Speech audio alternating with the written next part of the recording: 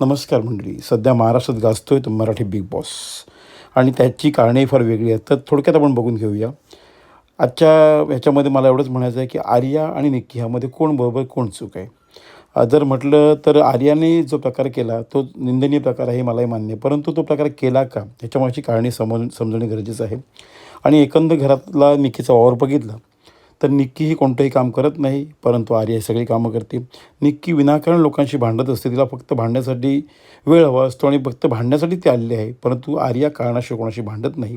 आणि निक्कीने कोणाला ढकललं, कोणाला ओढलं तर तो गुन्हा होत नाही. आणि निक्कीने ढकलून त्यानंतर रागाच्या पोटी आर्याने जे मारलं तो गुन्हा बिग बॉसला वाटतोय. अरबाज लोकांचे हात खेचतोय ते चालते, लोकांना ढकलतो ते चालते.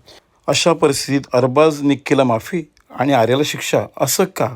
बिग बॉसने हे काय चालवलं आहे, का चालवलं आहे, हा प्रश्न संपूर्ण जनतेला पडला आहे. तुम्हाला काय वाटतं हे